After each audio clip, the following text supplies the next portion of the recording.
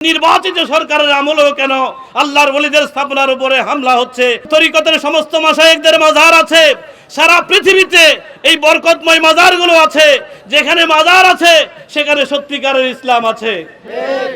মাজারের আশেপাশে যারা ঘুরে ইসলামী শরীয়ত পরিপন্থী কোনো কাজ হলে সেটার দায়ভার ব্যক্তি বিশেষের উপরে যাবে, আল্লাহর ওলিরা দোষী হবেন না। ঠিক কিনা বন্ধুরা আমার?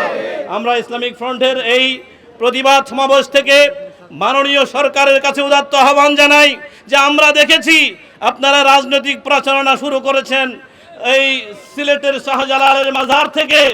বাংলাদেশের প্রথম ইমিউনিটি বুস্টার সমৃদ্ধ ফ্যান্টাস্টিক হ্যাপি এনার্জি বিস্কিট। সুতরাং আমরা বুকে আশা বেঁধেছি যে মব মাস্টার ইউনূসের আমলে যেভাবে মাজারগুলোতে হামলা হয়েছে আমরা মনে করেছিলাম, এবং স্বরাষ্ট্রমন্ত্রীর বক্তব্য থেকে আমরা মনে করেছিলাম, আশায় বুক বেঁধেছি আল্লাহর ওলিদের স্থাপনাগুলোতে সন্ত্রাসী হামলা আর হবে না, নেককারজনক হামলা আর হবে না।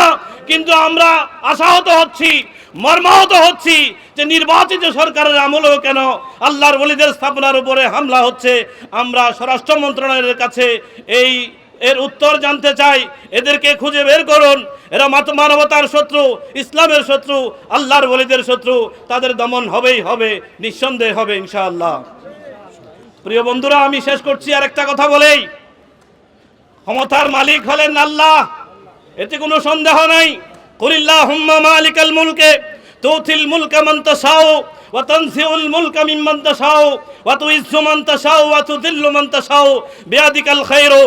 যারা ক্ষমতার জন্য কিছুক্ষণ ভারতের পা চাটে, আবার কিছুক্ষণ ডিপ স্টেটের গোলামি করে, আমরা তাদের কাছে জানিয়ে দিতে চাই ডিপ স্টেট ক্ষমতার মালিক নয়, যুক্তরাষ্ট্র ক্ষমতার মালিক নয়, ভারতীয় বেনিয়েরা ক্ষমতার মালিক নয়।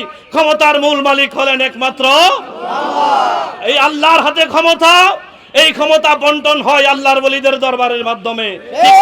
আমার যারা আল্লাহর ওলিদের সাথে বেয়াদবি করেছ, এবং সরকারকে বলবো এই বেয়াদবি যদি আপনারা মুখ বুজে সহ্য করে থাকেন, আপনাদের ক্ষমতার মসনদও ঠিক থাকবে। আল্লাহর ওলিদেরকে যথাযথ সমর্থন করুন, তাদেরকে ইজ্জত করুন, তাহলে আল্লাহর পক্ষ থেকে আপনাদের জন্য ক্ষমতা থাকবে, নতুবা ভেঙে খান খান হয়ে যাবে। আমরা এসব সন্ত্রাসী এবং কমান্ডো স্টাইলের সমস্ত হামলার প্রতিবাদ জানাই। ভিডিও ফুটেজ দেখে দেখে রাষ্ট্র যেন স্বপ্রণোদিত হয়ে এই মামলাগুলো করে, এই আহ্বান জানিয়ে আমি এখানে শেষ করছি।